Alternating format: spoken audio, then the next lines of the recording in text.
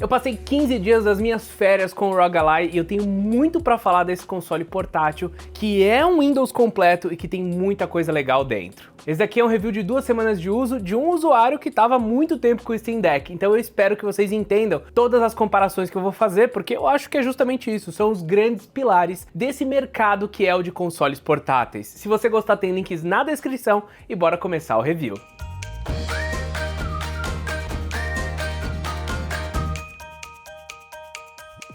Logo que o ROG Ally chegou, o que eu pude perceber é que, primeiro, ele era mais leve do que eu esperava e que a ergonomia dele foi realmente muito boa. A construção desse equipamento me agradou bastante, a cor branca, claro, pode sujar um pouquinho mais, mas é um console que, pelo menos na primeira impressão que você tem com ele, você já sente que é bom. Com relação à ergonomia, eu achei realmente ele melhor do que o Steam Deck, e a gente sempre vai usar essa comparação porque foi o cara que veio primeiro e é principalmente a base de referência para a maioria desses consoles portáteis. Ainda na construção, o jeito como os botões estão organizados e a qualidade desses botões também me agradou bastante. Dá pra sentir algumas diferenças e eu acho que alguns dos gatilhos poderiam ser um pouco melhores, mas a verdade é que no geral eles já são realmente muito bons e dá a sensação de você estar usando um controle de algum console. Tem ainda botões adicionais como esse aqui na traseira, que você pode adicionar uma macro ou qualquer outra coisa que você precise para jogos que não são já feitos para console. Então esse daqui é um dos grandes diferenciais, né? Vou até aproveitar para falar. O ROG Ally, ele é um Windows 11 completo, então quando você faz o setup inicial, quando você liga ele, aparece uma tela de Windows para você configurar. E eu até tive uma surpresa ruim. Eu fui lá, botei a minha conta da Microsoft e de repente o meu desktop todo lá bagunçado apareceu na tela do meu ROG Ally. E vocês vão perceber que esse é tanto o lado bom quanto o lado ruim desse equipamento. Depois de feita toda a instalação, existe um software da própria ASUS, que é o Armor Crate, que vai ter uma carinha muito parecida de um sistema operacional de console. Ele ajuda você a fazer a conexão, a centralizar todos os seus jogos, e daí foi com ele, a partir dele, que eu fiz a instalação do Game Pass. O Game Pass é um dos pontos que eu estava mais interessado de usar esse console aqui,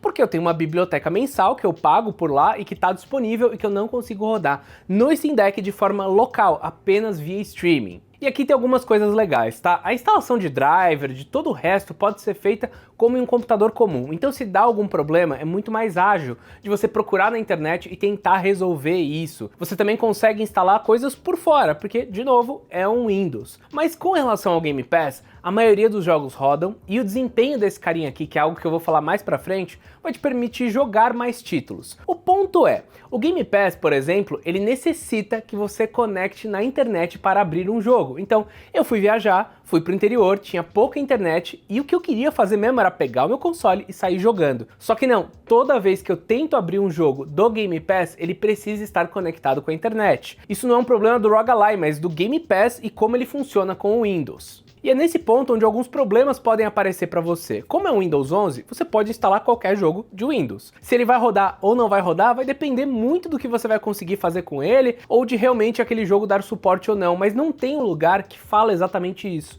É tentativa e erro. No caso do Steam Deck, como a gente tem uma plataforma fechada, focada para isso, ele avisa se ele é compatível, se não é, e tem alguns problemas também por lá, mas a compatibilidade desse carinha aqui, ela é superior para rodar o jogo, mas pode ter alguns problemas para você conseguir usar ele com o controle. Mas vamos pular isso daí, porque no geral a maioria das coisas que eu tentei por aqui funcionaram sem problema nenhum, tá? A única coisa que eu não consegui rodar foi o Alan Wake 2, que era um desafio que eu tinha proposto para mim, mas que ele começou a dar problema depois de uma atualização que foi feita lá no finalzinho de dezembro. Jogos disponíveis apenas no Windows, como Valorant, funcionam por aqui, dá para você parear teclado, mouse, então quem quer uma solução muito mais parecida com a de um computador, pode funcionar com esse cara. E eu acho que a gente pode falar dos grandes benefícios, né? Primeiro, a gente tem uma tela Full HD IPS com uma qualidade muito legal de brilho. Eu acho que na rua ele poderia ter um pouquinho mais de brilho, mas não é tão comum a gente usar assim, é muito dentro de casa. É só no final do ano que eu vou pra rua e tá muito sol e tudo mais. Mas no geral, a tela dele funciona bem pro dia a dia, é muito bonita, foi uma coisa assim que me impressionou a hora que eu liguei, porque de novo, eu tava acostumado com o Steam Deck,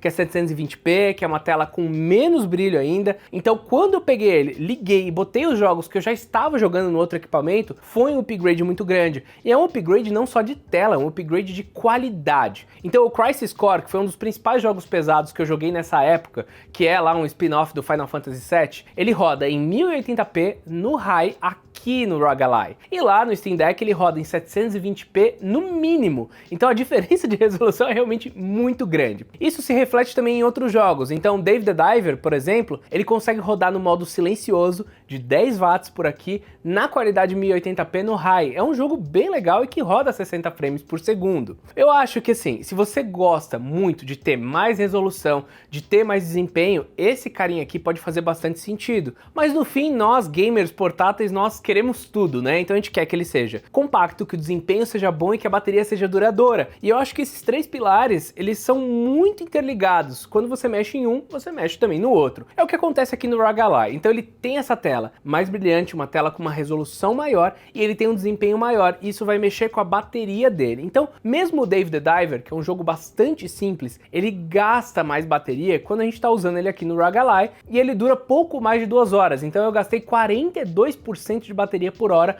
jogando um jogo simples. O Crisis Core, por exemplo, ele demorou só 1h20 para acabar a bateria do ROG Ally. Então você tem um espaço muito menor para conseguir jogar com esse console aqui. Isso está muito associado, de novo, com a potência do AMD Xeon Extreme, que é um processador muito legal, que consegue esses resultados que eu acho simplesmente surpreendentes, mas que também vai puxar mais energia. Se você colocar uma bateria maior, ele fica mais pesado, ele fica mais caro, talvez não caiba, talvez ele fique maior, mais robusto, e é justamente um dos benefícios do ROG Ally, ele ser um pouco menor, um pouco mais compacto, mais ergonômico. Então não tem como mexer, se você mexe num pé, você mexe no outro. Então o que fica desse cara é que você vai ter um desempenho superior, você vai ter uma qualidade superior dos jogos, mas a bateria sim vai gastar um pouco mais. E eu falo isso até mesmo na opção de 10 watts, porque o que acontece, tá? A Armor Crate, ele é um sistema operacional que vai passar ali por cima do Windows e que vai te permitir fazer alguns ajustes rápidos. Tem esses botões aqui na lateral que vão permitir que você acesse as configurações e ajuste algumas pequenas coisas. Então eu gosto, por exemplo, de botar os frames ali no topo e ficar ajustando quanto que eu preciso de energia para cada um dos jogos.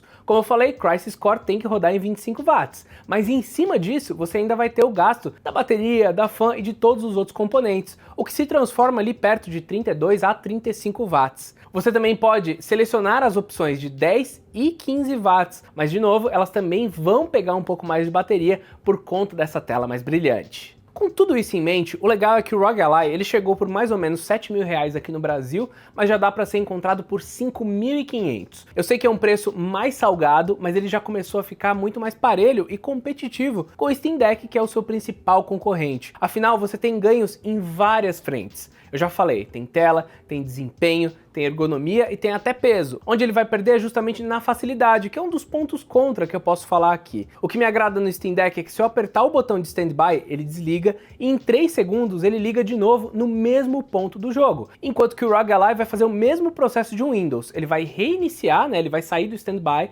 vai voltar, você vai usar ali seu dedo, sua digital ou até mesmo a sua senha para logar no computador e daí sim o jogo vai abrir. Às vezes pode dar algum problema para você voltar desse standby, mas geralmente eu não tive nenhum. Outra coisa é que se você tá num jogo e você pula para outro, ele geralmente não fecha aquele segundo jogo, o que pode acabar fazendo ele gastar mais bateria e mais processamento com aquele jogo ali de fundo funcionando. É uma coisa, de novo, do Windows. Ah, só que tem mais um ponto, tá? Como esse é um equipamento que esquenta bastante, as ventoinhas empurram bastante calor aqui na parte de cima. Pode ser incômodo em alguns momentos se você, sei lá, encostar ele na sua perna ou tiver em alguma posição onde alguma parte do seu corpo vai estar ali na frente. Só que eles descobriram depois do lançamento que isso também passou a interferir no cartão microSD. Então esse equipamento já vem com 512 de armazenamento interno, o que é super legal, mas se você quiser colocar o microSD ele pode dar problema, então eu recomendo você utilizar apenas o armazenamento interno.